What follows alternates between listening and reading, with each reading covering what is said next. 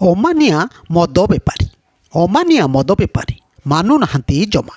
ଯେତେ ଧରା ହେଲେ ମଧ୍ୟ ବନ୍ଦ ହେଉନାହିଁ ମଦ ବେପାର। ମହୁଲି ମଦ ରାନ୍ଧି ବିକ୍ରି କରୁଥିବା ଅଭିଯୋଗରେ ହୋଇଛନ୍ତି ଗିରଫ। ମାତ୍ର କିଛି ଫରକ ପଡ଼ୁନଥିବା ଜଣାପଡ଼ିଛି। ଗତ 25 ତାରିଖରେ ରାଉରକେଲା ଅବକାରୀ ବିଭାଗ ପକ୍ଷରୁ ବ୍ରାହ୍ମଣୀ ତରଙ୍ଗ, ରଘୁନାଥପାଲି, ଛେଣ୍ଡ ଏବଂ ସେକ୍ଟର 7 ଅଞ୍ଚଳକୁ ଚଢ଼ାଉ କରି ମୋଟ 8 କୋଟି କେସ୍ ରୁଜୁ ହୋଇଥିବା ଜଣାପଡ଼ିଛି ଏବଂ ମୋଟ 244 ଲିଟର ବେଆଇନ ମହୁଲି ମଦ ଓ 43 ଲିଟର ଭାଟି ମଦ ଏବଂ 8,870 କେଜି ମହୁଲ ପୋଚ ନଷ୍ଟ କରାଯିବା ସହିତ ଗୋଟିଏ ସ୍କୁଟି ଯାହାର ନମ୍ବର ହେଲା OR14L0679 ସହିତ 2 କେଜି 500 ଗଞ୍ଜେଇ ଜବତ କରାଯାଇଛି।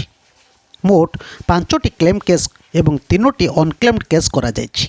ମୋଟ 5 ଜଣ ଆସାମୀକୁ କୋର୍ଟ ଚାଲାଣ କରାଯାଇଛି। ସେମାନଙ୍କର ନାମ ହେଲା ସୋନୁ ଠାକୁର, ଏତୱାରୀ ପ୍ରଧାନ, ବିଲୋଚନ ଖାଖା, ବସନ୍ତ ଚାନ୍ଦ, ହେମନ୍ତ ଦାସ। ଧରାପଡ଼ିଥିବା ଗଞ୍ଜେଇର ଆନୁମାନିକ ମୂଲ୍ୟ ପ୍ରାୟ 25,000 ଟଙ୍କା ହେବ ବୋଲି କୁହାଯାଉଛି।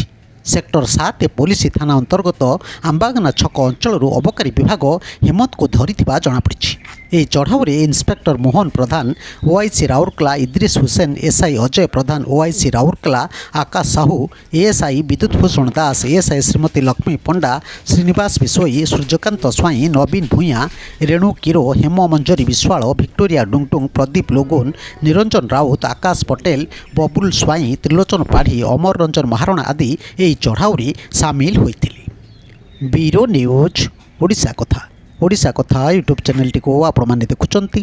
ମତାମତ ଦିଅନ୍ତୁ, ଲାଇକ୍ କରନ୍ତୁ, ସବସ୍କ୍ରାଇବ୍ କରନ୍ତୁ ଓ ସେୟାର ମଧ୍ୟ କରନ୍ତୁ। ଦେଖନ୍ତୁ ତାରି ଚିତ୍ର।